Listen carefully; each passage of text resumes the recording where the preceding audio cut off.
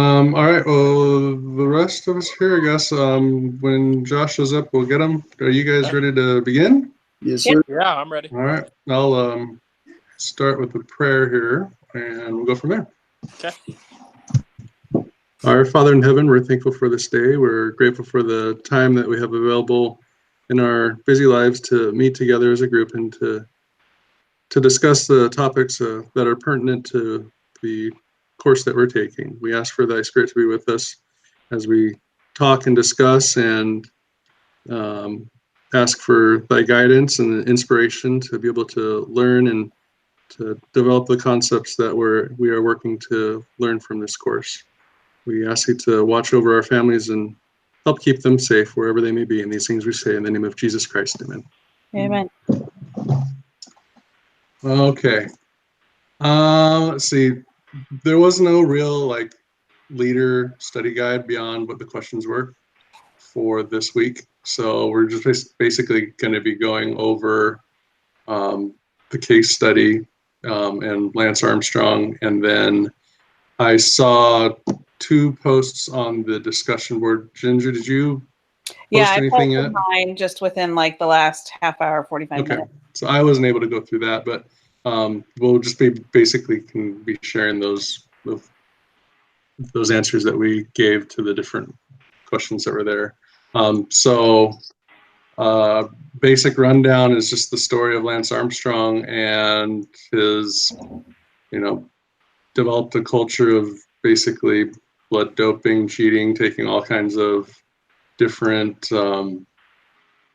performance enhancing drugs in order to be able to, win the Tour de France, which he did, 7 times in a row? Right. And, he denied cheating or any type of gaining an advantage that way, all the way up until he finally did confess. And it was amidst a bunch of controversy and, people he was being accused consistently throughout that time that he was winning and dominating the sport. And but at the same time, he had other people on his team that were corroborating his assertions that he wasn't cheating as well. And at the end, he admitted to all types of cheating. He pretty much did any kind of performance enhancing technique that is available to cyclists to be able to win and find the success that he did. And so, he was at the top of his game, and back when he was running the Tour de France and doing pretty well, but in the end, he had a pretty good fall from that fame and definitely tarnished his legacy. Mm-hmm. And so with that, we lead into what would you describe as Lance Armstrong's legacy? What does he have, or what is his legacy that we can describe now? In my question, or in the questions that we had to post, I remember when Lance Armstrong was, what I remember about him when I was in young grade school years was kind of when he was winning these things. I remember the wristbands being out that it mentioned. Mm-hmm. He was on all those Got Milk ad campaign things. So I feel like for me, just because that's when the time was, for maybe my generation, or maybe just it's me alone, I feel like because of his campaigns and whatnot, the legacy wasn't as tarnished as it made it seem like in the case. That's not to say that what he did was any worse or any better than what it actually was, but I feel like he was able to have up with that campaign, with the cancer that he had, with all that other stuff, to make him seem like not terrible. But as far as racing goes, it's done. It's the same as if Michael Jordan were to come out and say he doped his whole career. It's kind of at that stature. Yeah, I agree. It's kind of over and done with, since he had already produced all of these, wins and, gone through his career. It wasn't until after he had already retired that he came out and said, yeah, all of these allegations were true. I mean, I'm probably a lot older than you guys, that I remember, all of his, his time as a pretty inspirational sports figure. I mean, to come back from cancer and to do what he did, it was pretty inspiring. And, he really is what brought cycling to the forefront. He was like the Tiger Woods of cycling, and nobody, I mean, people knew about the Tour de France, but you didn't really follow much else in cycling or really know anybody until Lance Armstrong was in that arena. And so, I felt like he had some amazing charisma and just credibility and everything, that it just, anytime there were these allegations, you didn't believe it. And I remember really being heartbroken when he, came out with the truth, and just still being kind of astounded that, wow, how could he have done this? How could I have thought for so long that this was, the guy that he was, and it was just, it was just really disheartening and really, really sad for me to see that.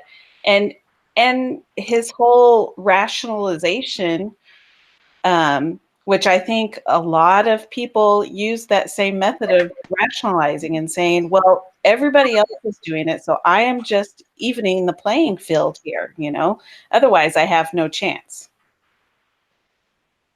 Yeah, I think that's a really good point.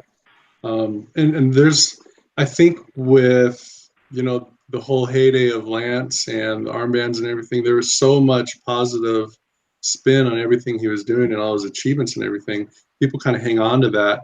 And also, the Tour de France is, it's a worldwide thing, and having, an American being able to dominate, there's a sense of nationalism with that as well. Sure. It's kind of hard to be like, well, yeah, someone, he really, cheated to get through all of that, and it's hard to let that go. And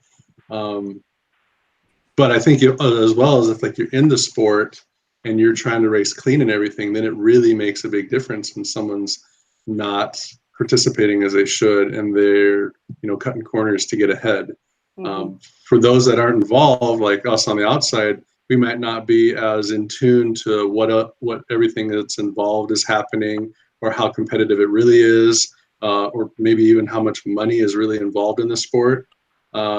So since we're a little bit more disconnected from that, maybe we hold on to the more positive issues and kind of let go of some of the more negative issues, even though they might be, and they are, more negative than the positive that was on there. Mm-hmm. I think that raises a good point, what you're talking about with the nationalism and everything, that, he had those two positive results that the USADA kind of swept under the rug, because he made these two donations, to kind of cover it up, I guess, in a way, or just to appease them so that they wouldn't, leak it out or whatever.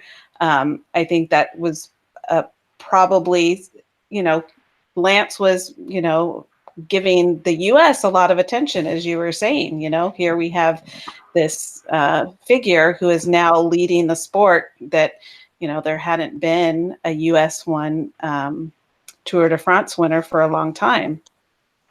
Yeah, and with that comes a lot of money and a lot of sponsorships too. Right. So there's a lot of pressure from that position as well, to have someone so successful being able to sign those contracts, and so much more product gets sold Mm-hmm. from that. I wonder what finally pushed him to actually like come clean. I didn't pick it out in the case. I mean, it was after his career, so a lot of those sponsorships might have been done. If it was just the stress of it, or if I don't know. There's just more and more people coming out corroborating the whistleblower's story. Nobody was backing him anymore. So it's kind of like the evidence was just mounting against him, and it was finally, yeah, okay, you guys caught me now, kind of thing. Yeah, there's no more reason to hide it. No more reason to hide it. Yeah. So would you say that there was any good that came from his legacy? I mean, there's the foundation that he established. They made him step down from that, but I mean, his foundation's still going. You can go to livestrong.org and you'll find a lot of information. Do you think there's still a trickle down from his legacy in its heyday to still making positive impacts today? I think one thing is that it mentioned in the case that the doping had been done in the past, but I think he really brought it to light, not just in biking, but probably in all sports. They started testing it a lot more too. Making it quite a bit more apparent, just that, Yeah. you know, that's something that exists and that's something that's out there. Oh, yeah. Yeah, I agree with that. I think it was around the same time frame. Maybe Barry Bonds was a little bit later, you know, with baseball and stuff like that, you know, even though he had already played out his career and was retired and everything like that. It tarnishes, it puts an asterisk basically next to their name, you know, from what they accomplished during their time, you know, as an athlete. What would you guys say about his rationale of saying he was just leveling the playing field since everybody was doing it anyway? It's easy to justify. That's justification. Yeah, I'm just trying to get the spotlight off of him. I mean, bogus is basically what I think of it. Yeah, and just I think he was just trying to justify it. Just trying to justify why he was doing it, when in reality he and his team were probably one of the very few that were doing it.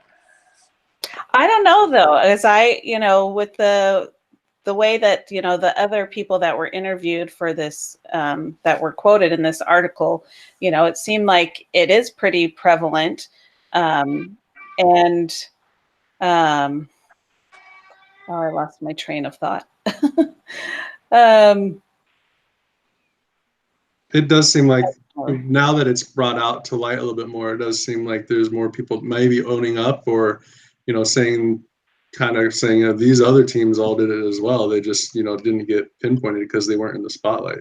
Right. Yeah, that reminds me of what I was going to say. So it wasn't, I mean, they were winning, but, you know, it wasn't like they were winning by, you know, hours ahead of everyone. It was still just a few minutes in between, you know, the first and second cyclists and stuff like that, you know, I don't doubt that others were involved. They just have been able to have a cleaner track record, I guess, or a better cover up. I don't know. I mean, I hate to think that, you know, that people are out there cheating. You want to believe that it's, you know, their training and their ability and just discipline to work hard and, you know, work towards this goal.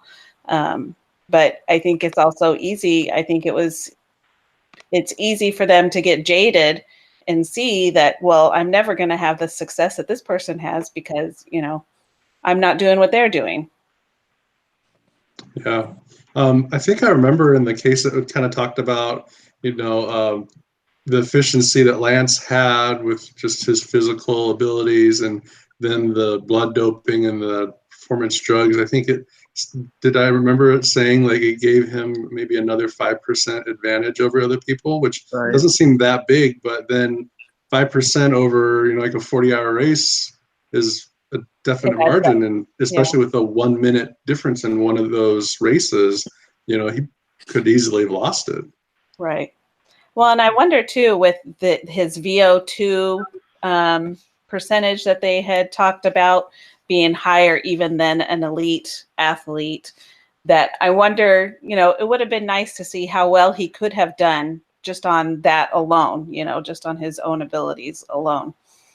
So. Yeah.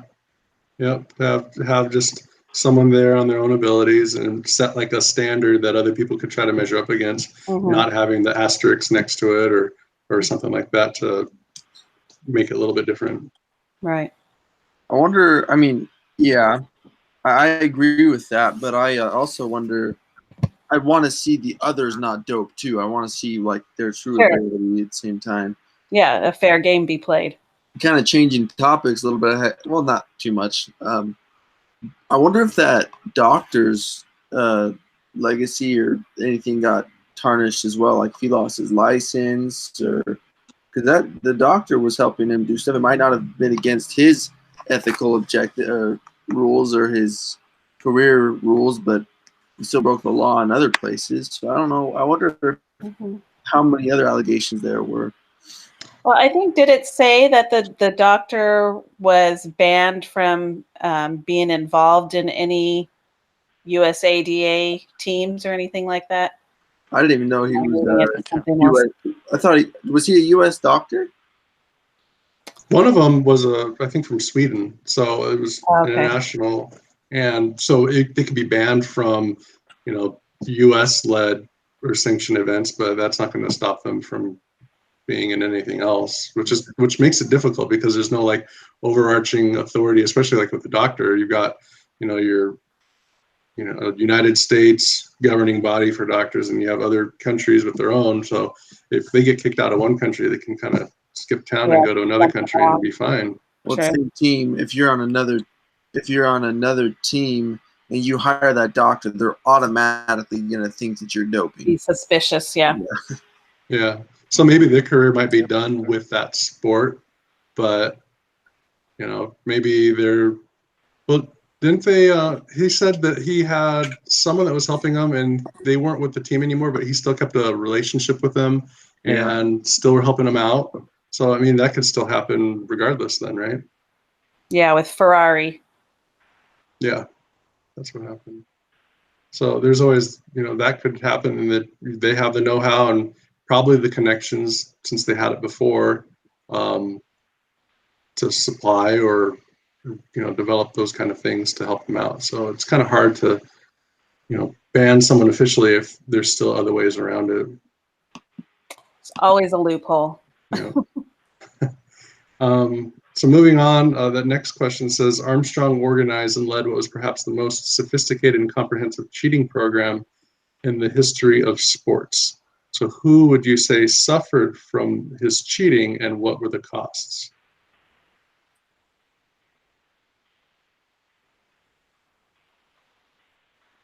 I put on here people that suffered were his teammates. Some of his teammates, it sounded like, if they didn't dope with him and perform at the peak level that he needed to perform at as well, they weren't on the team anymore, or they'd find other people that would. Mm-hmm. So, they kind of were subject to the same thing, and they were kind of forced into cheating if they wanted to get that success. So that was kind of like the line that they had to cross. They're like, well, do I want to be on the U.S. team? Do I want to be on the team that wins and, receive some of that winnings? And what am I going to compromise to be able to do that? So I felt those teammates may have suffered from his cheating, whether or not they made the best decision to do that. It didn't seem like they probably made out very well from it since. Yeah, I think they're the ones that suffered the most. Lance got the fame and the notoriety and the money and the sponsorships and all that. These other people weren't really all that known, even though they were, these great athletes and performed well at these races and stuff. But, I think I remember after this whole thing came about that Nike and the USPS tried suing him for their contracts, for their sponsorship money that they paid to him, and that those cases were thrown out because they still made their money off of him, because during the time when he was racing and still, in good standing with everyone, they still made their money off of his face and off of his name. So he still received that sponsorship money. He still, had all that notoriety, whereas, his teammates didn't get any of that, it seemed. Yeah. Yeah, it's not like the USPS had to go and refund everything that people bought since they bought it off of Lance or anything. So they're able to still keep that all in their pockets. I also thought, those, the runner-ups, those people that may have been racing clean, despite how they say everyone's doing it, someone that was racing clean that may have not placed as well, they could have placed better, and that and not doing so could have compromised the position they had in their future racing or on another team down the road. So that may have shortchanged them as well for other racers. Yeah, certainly shortchanged the second place person, because now they're the first place, but nobody knows about it. You know, does anybody remember who the second place guy is? You never do. Yeah, even if they are given the first place trophy, once they took it away from Lance, it's not like there's a celebration. Right. They lost the opportunity to maybe get sponsorships and all that, you know, lucrative contracts. Yeah, especially many years after, like the spotlight's kind of gone. Right. They're just still doing the tour. Then, you know, there's another winner, and they're just going to take the spotlight out of them. They're not the defending champion the next year because it was, you know, so many years back. They kind of, yeah. Let's see. It says, were the other riders, Hamilton, Landis, and those who testified, were they too loyal to Armstrong, or were they not loyal enough?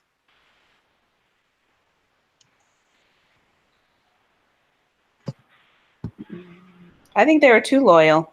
Yeah, that's what I think they were thinking about, you know, seeing if Lance succeeded, then they succeeded, I think is how they looked at it.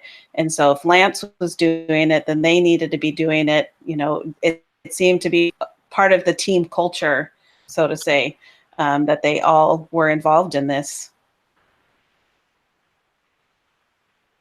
Yeah, that's exactly right. But plus, when they were cycling, they even got to the extent where he was asking him to watch his blood for him. So, I mean, they knew the situation. Yeah, I think they knew exactly what they were going into and what they were doing. So, you know, they chose their position to either be with Lance or not be with Lance and race clean. And for those teammates that were with Lance, obviously, they were there and they were trying for the success and the notoriety and everything that came with winning the tour. And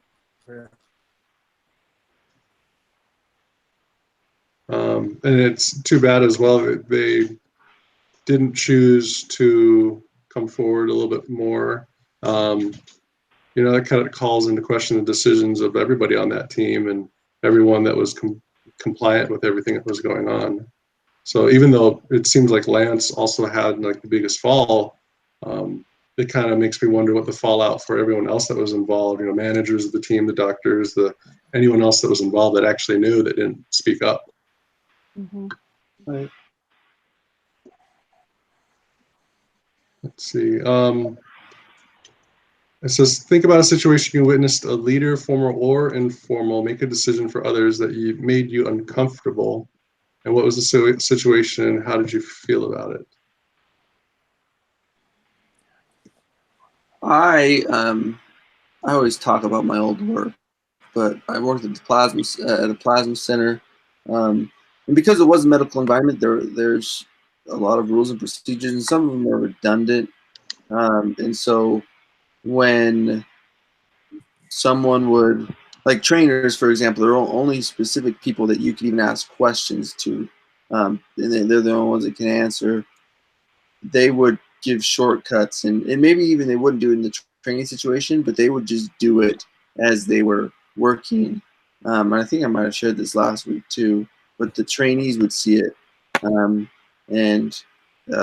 mean, basically the image of the trainers kind of fell to nothing, and people would just ask whoever they want, and the internal control was gone, and it just really ruined the whole organization. And that's kind of what led me to be out of the whole situation. I mean, there was more than that, but that was definitely one of the things that tarnished the organization, even just their reputation in the city, just because they weren't doing what they're supposed to. Yeah, they're putting other people at risk. Those policies are there for a reason. And especially like in my work too, you know, we are governed by the FDA oversight, so they can come in and audit all our records. They say, hey, give me the last 6 months of everything you've produced, and we want to see everything that's traceable back to all the products that you're receiving in. So if someone's cutting corners and they're doing a thorough audit, which they do, it'll come up and be like, hey, this was used before it was checked in correctly. So in essence, you're using a product that you didn't certify was a product that met all the specifications for use. And then this product got sent out to be injected into patients, and then you have to answer for that. So if you're bypassing what's been set up, then you're putting yourself out there for risk, and going against the reasons why everything's set up for a reason. And the company's able to say, we have these these processes and procedures in place that everyone follows, and they all lock in the whole system. And if someone's out of the system, then they're like, well, who else is doing this? And it just gives them more reason to dig even further. So it's definitely something that they ingrain on us to make sure that we always follow the SOP, follow the procedures that are there, because if you're following those, then and something goes wrong, then it comes back to the company rather than just to an individual that's making the wrong decision and trying to bypass something that's been put in there. Mm-hmm. Let's see, and like another thing that I thought of with Landon talking about his old work was, at a place I used to work too, we deal with radiation, and the other one, my previous job, we had longer lived radiation, so the half-life was like 6 hours, and someone would need to go get something out of the waste because it got actually dumped or something, but the policy is once it gets inside that waste bin, it's done, you don't go into it.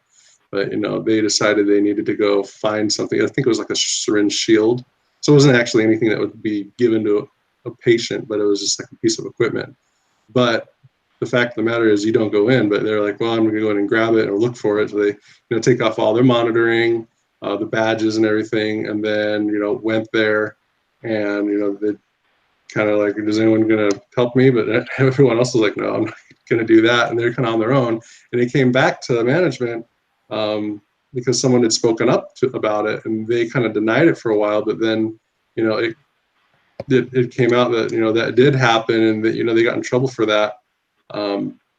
So at least they learned their lesson, and it wasn't something that affected the patient, but that was definitely not a good decision, and the company really didn't enjoy having to deal with that kind of decision, especially that person was a pharmacist and they were making other decisions that were patient related. So they're like, well, if you make that kind of decision, what other decisions are you going to make that won't be what we really expect you to do? Exactly. Yeah. And let's see. The second question is kind of about the same thing. Think about a situation or witness talented followers follow leader. Has anyone experienced or seen that happen where a leader was going into an uncomfortable or bad zone and had a number of people following them? So I had, so this wasn't a personal situation for myself, and I wrote this in the discussion board that this question and the previous one, I didn't have any personal experiences, at least that I could remember to relate. But my husband had told me of an incident that happened at his work several years ago, was that they had hired on some people that came from China to work in their manufacturing department, and it was coming to the year end or quarter end or something, and they were having to count inventory, and they were kind of at a crunch for time and needed more hands to do the counting. So they had invited these Chinese employees' family members to come in and help with the counting.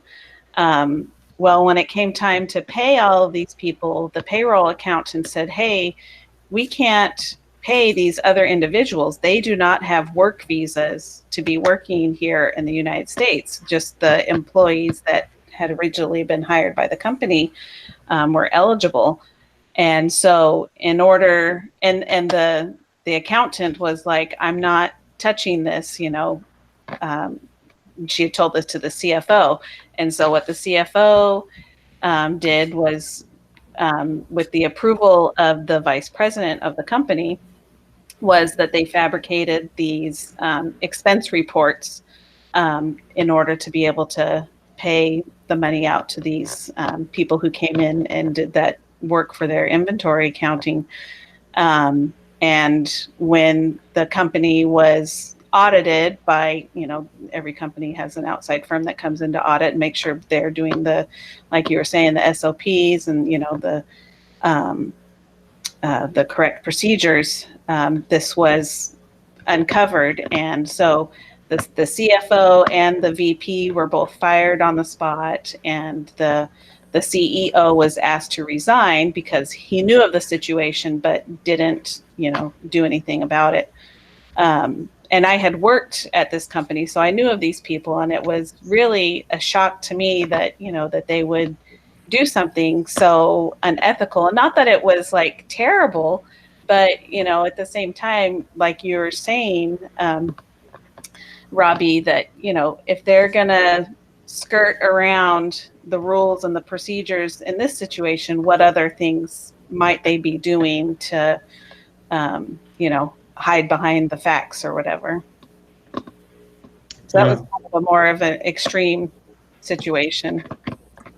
Yeah, that is a little bit extreme, and it definitely looks like there was quite a bit of fallout for that too. But for those decisions, it's something. Another point that my current work, since it's with the FDA, they say if the FDA comes in and audits and they see something that's wrong with the system, like our inventory management or labeling, packaging, or anything like that, if they see something that's wrong with the system and it's not been rectified according to how our system is, then what they say is that they see the system out of control, and based off of that, they would say that the rest of the company and all the rest of the locations that we have are also out of control. And then that just is a huge red flag for them to start storming in everywhere else and trying to look at everyone else's records and seeing if they can corroborate that across multiple locations, or if it's actually just a one-off site that's not doing what they're supposed to do. So that brings in a lot more people taking a look at a lot more records than what should really be happening. Yeah, it kind of has a snowball effect. Yeah. I see Josh is here. Welcome. Hey, sorry. Yeah, no problem. We're just talking about the second to and third to the last questions of any examples where we've seen people go into make a bad decision. Do you have anything that you'd can share from that at all? So something that came to my mind was, it's not like a bad decision, but what came to my mind is on a mission, and I don't know how it was if you guys served a mission, but we had to do a certain amount of contacts a day. So we'd have to talk to people, and it became, it'd be the end of the day and you're like, oh no, I gotta go do contacts. And being new in the mission, we would go to the bus stop. And obviously at the bus stop, people are in a hurry, and it was more of like, oh, we'll just make the attempt, even though, people are in a hurry. You're not going to really talk to somebody as they run to a bus. But it was kind of something that was learned from other missionaries, and that kind of became like the normal. And anyways, like, just kind of from the leaders, like, well, why didn't you just do your contacts somewhere where there's lots of people? Like, why didn't you just get it done? Or kind of just became like, oh, we'll get it done. Whatever you got to do, just get it done. Kind of like that, And the results were poor, obviously, because it wasn't quality. You weren't doing it for the right reason. And I think eventually they kind of caught up. Like, the mission president just came out and was like, hey, are you doing this because you're just doing it for the numbers, or are you doing this because you're really searching for those next people? And I think that's what just comes to my mind on kind of how it just started out like, oh, you just do it one time type of deal, and it turned into like a contagious thing that everybody was doing within the mission type of deal, and just so they can say, oh yeah, I got our numbers in, and that might be a poor example, but just kind of the way it kind of just spread, I guess. No, I think that's a good example. It kind of relates to, the same kind of rationale that Lance had, evening the playing field, because, he's like, everyone else is doing the same thing. So if it comes down to just straight numbers and someone's looking and comparing 1 to 2, like why your number's so low, will be like, well, I got really good contacts off of those numbers, even though that might be half of what's expected, versus people just saying, oh, I actually said hi and talked with someone for just a minute and actually was able to produce the numbers, but not get the quality of the count. So it's almost kind of like that same rationale I was thinking when you were describing it, because you have that pressure to meet numbers, but if everyone else is meeting numbers that way, then it's not really fair to you or fair to the people that are getting contacted either, that, or you're trying to come about your numbers that way. Yeah, it's kind of a shortcut. Yeah. Yeah. In essence, you might as go ahead. Go for it. I just couldn't think of like any other. I mean, that just kept coming to my mind. I'm like, man, that's a tough question. For the most part, I think people try to do what's right, and at least where I've worked and whatnot. And so, I mean, that's what came to my mind. That's probably like, it's not the best example. I think that's a great example, though, because it kind of shows, that's kind of like, it asks about, what are the kind of the gray areas, and that's kind of one of those things that I would say is in the gray area. Well, yeah, I contacted that guy. I said, hi, how you doing? But as Robbie was alluding to, was it really a quality contact where you were, able to share a message or something? That's exactly what I was thinking about. I was reading the questions that we're going to be doing next, and he was sharing the story and saying, oh, that's a great answer for this one.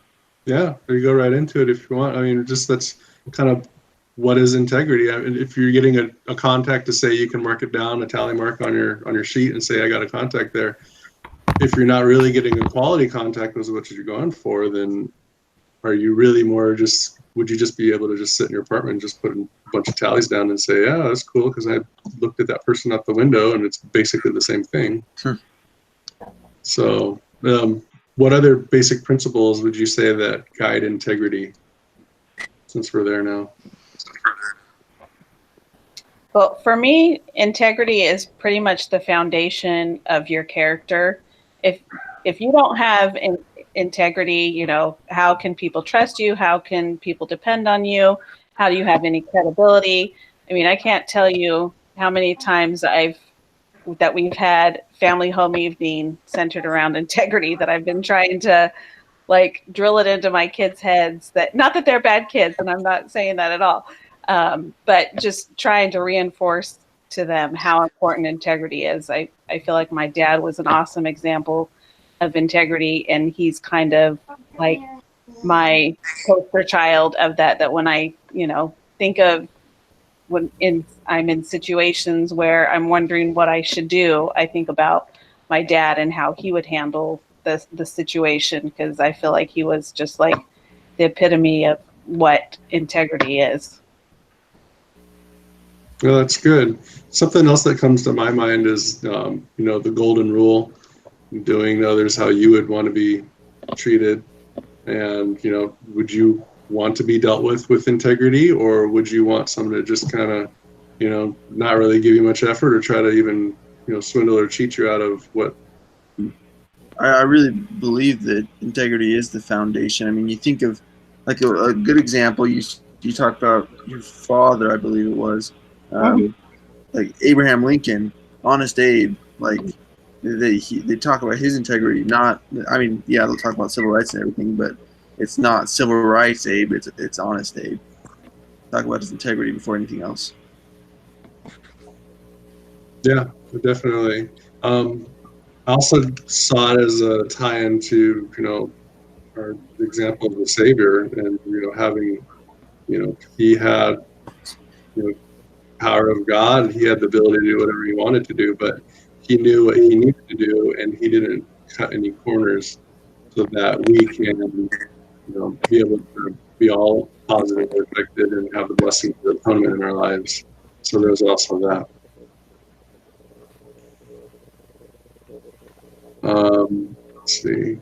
So one of the questions here says, how do you choose correctly? What kind of methodology or what kind of thought process when you're making the decision to make sure that you're following the decision with integrity?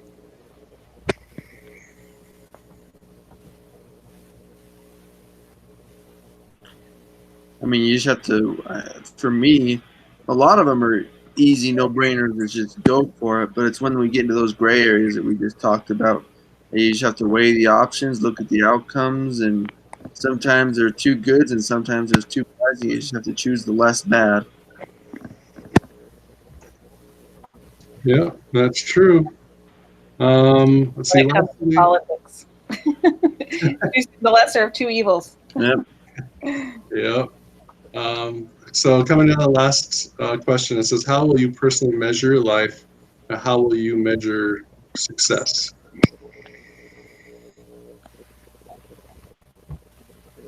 Well, I like what I really Christensen had said about, you know, how have I affected other people's lives? How will they remember me? And, you know, what sort of impact have I left on the earth? You know, have I made a difference? Yeah.